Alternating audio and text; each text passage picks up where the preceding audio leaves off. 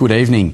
Ford star Mark Winterbottom has won today's V8 supercar race at Symmons Plains. Frosty qualifying fastest for the 200-kilometre race, overcoming his biggest challenge from Jason Bright and Craig Lowndes on the first lap.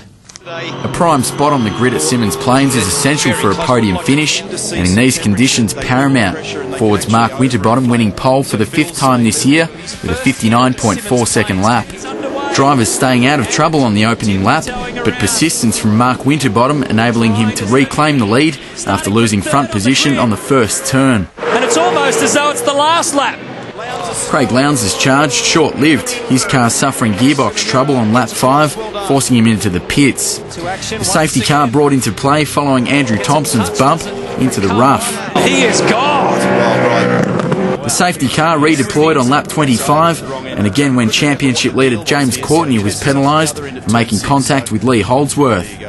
Through all the controversy, Frosty keeping his cool and maintaining his lead, winning his third race for 2010. A couple of new tricks out of the bag today. Paul Dumbrell and Jason Bright rounding out the podium. Courtney finished 12th, extending his championship lead to 50 points with 4 races left. Paul Dumbrell and Jason Bright rounding out the podium.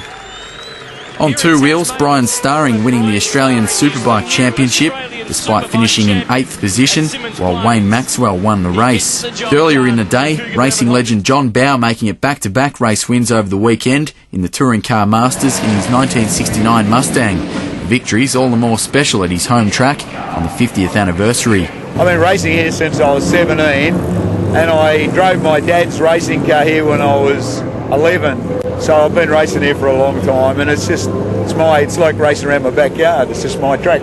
With 2 rounds to go, Bowe remains in contention to win the series. Mark Webber will have to win the Formula One Drivers' Championship the hard way. Teammate Sebastian Vettel is in the box seat after snaring pole position. The signs were there from the start. Mark Webber was 5th fastest behind his main rival, Fernando Alonso, in the first of 3 qualifying sessions.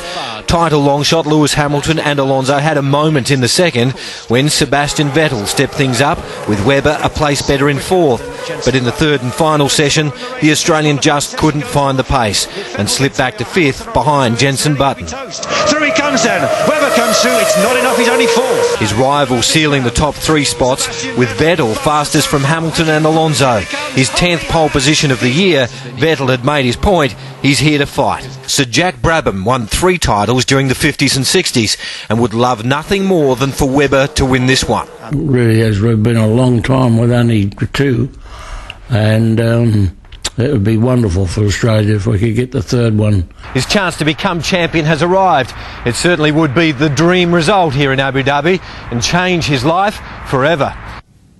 Stuart Appleby shot a 6-under final round to win the Australian Masters in a thrilling finish by 1 shot. Appleby overran overnight leader Adam Bland, who had the chance to take it into a playoff but faltered. Tiger finished in 4th place at 7 under. Staring at his first major career win, Adam Bland showed no sign of nerves, extending his lead to 4 shots on the first. That's a good shot. Any thoughts of a Tiger comeback were killed off with a bogey on the first. The former world #1 showed some glimpses of brilliance, but problems with the new swing saw plenty of sprayed shots too. Stuart Appleby began to make his run, moving into 2nd spot. Appleby on the charge. Woods then began to find the form we know, flying home with 2 eagles and 2 birdies in the final 6 holes to finish 7 under. Good pace, and the real Tiger perhaps is back. With the gold jacket in sight, Bland began to buckle, opening the door for the challengers. Daniel Gaunt was first to take a share of the lead, but a double bogey on 16 ruined his hopes. Get up. Don't move. It's coming right back at you. With Bland continuing to falter, Appleby continued his charge, just missing an eagle on the 18th to take a 2-shot lead into the clubhouse. Bland needed to answer with an eagle of his own on the 18th to take it to a playoff. The perfect approach set up the biggest putt of his career. Never gave it a chance, and it sums up his day, and the gold jacket goes to Stuart Appleby.